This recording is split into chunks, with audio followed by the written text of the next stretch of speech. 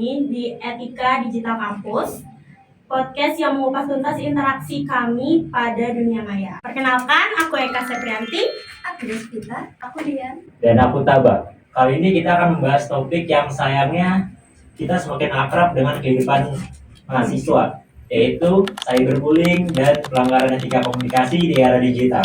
Yuk, episode kita hari ini adalah fenomena, dampak, dan upaya pencegahan cyberbullying di kalangan mahasiswa.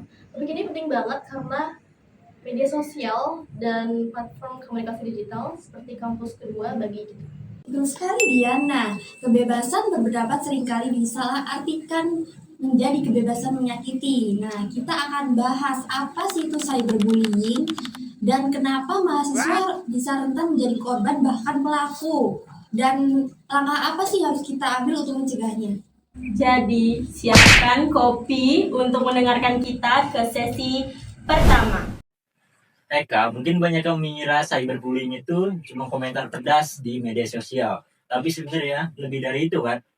Tepat sekali, cyberbullying ini segala bentuk perilaku yang agresif dan disengaja yang dilakukan melalui media elektronik seperti media sosial yang ada saat ini kayak TikTok, Instagram, X sekarang menyebarnya sangat cepat. Apalagi cyberbullying ini nggak bisa ditoleransi kalau udah masuk ke ranah media sosial.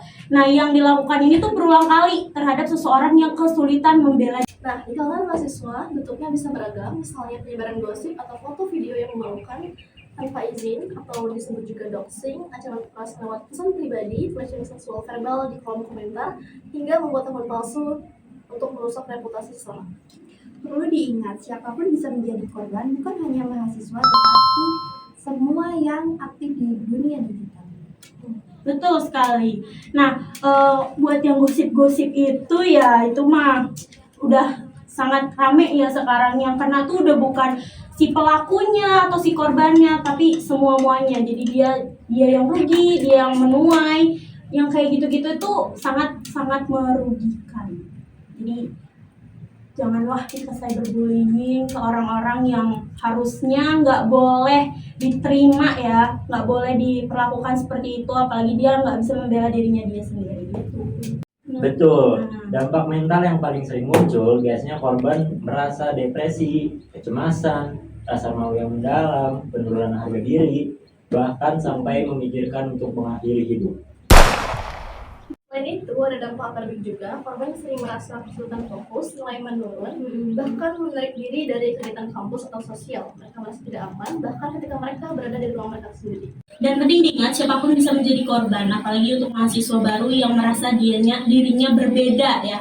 Merasa dirinya berbeda itu bisa jadi sasaran empuk untuk para pelaku cyberbullying di luar sana. Nah, kalau gitu, apa sih yang harus kita lakukan? Kuncinya ada pada pencegahan dan pendidikan etika digital. Nah, yang pertama, prinsip sederhananya, jangan melakukan itu, hal-hal yang nggak baik itu pada orang lain kalau kitanya nggak mau mendapatkan hal tersebut pula di dunia nyata, karena apapun itu bakal berbalik lagi ke kita. Apa yang kita tuai, itu yang kita tanamkan. Nice. Nah, yang kedua ini kita harus jaga privasi dan keamanan nih, dan hindari memposting hal-hal sensitif supaya nggak bisa menggunain sama orang lain. Setuju banget, ini termasuk berpikir dulu sebelum mengunggah atau berkomentar. Tuh. Ingat, jejak digital itu permanen. Setiap postingan bisa mempengaruhi reputasi dan masa depan kita, baik secara sosial maupun profesional. Tuh, sangat berpengaruh. Ini gimana kalau kita ngelihat kasus ini secara langsung, cyberbullying ini? Kita akan diam aja kah? Benar banget. Jika kita melihat kasus cyberbullying, kita harus melaporkannya ke platform sosial media, beri dukungan pada korban, atau melapor ke pihak kampus atau pihak berwenang. Gimana kalau kita melihat kasus cyberbullying ini secara langsung? Apa kita diam aja? Enggak dong, kita harus melaporkan kasus cyberbullying ini ke platform media sosial, atau kita mendukung pihak korban, serta kita melapor ke pihak kampus atau lembaga berwenang. Kalau pihak kampusnya nih nggak ada respon, itu gimana? Nah, sekarang sosial media itu sudah besar, semua bisa viral. Jadi kita bisa angkat kasus ini ke media sosial agar semakin banyak atensi dari luar untuk melihat kasus cyberbullying ini. Berarti kita juga bisa ngeviralin siapa aja yang nggak ada mendukung si korban ya.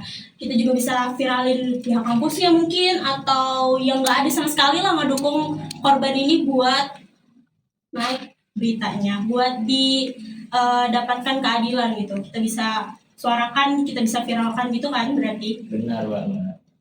Kampus juga punya tanggung jawab besar. Mereka perlu menyediakan saluran pelaporan yang aman dan rahasia, serta memberikan edukasi berkala tentang UIT dan konsekuensi dari hukum cyberbullying. Dan bagi korban, ingat kalian itu tidak sendiri. Coba hubungi orang tua, teman sekitar, dan layanan konseling kampus. Melapor itu bukan tandanya kita lemah, tapi kita melindungi diri kita sendiri dari orang lain. Betul. Cyberbullying dan pelanggaran etika digital adalah tantangan nyata di era modern ini. Sebagai mahasiswa, kita punya tanggung jawab untuk menciptakan ruang digital yang positif, inklusif, dan saling menghargai. Jadi, mari jadikan teknologi sebagai alat membantu, bukan menghancurkan. Mulailah dari jempol kita, sebarkan kebaikan. Terima kasih sudah mendengarkan Etika Digital Kampus. Aku Dian. Aku Desvita. Aku Eka. Dan aku Taba, sampai jumpa di episode berikutnya. Dah.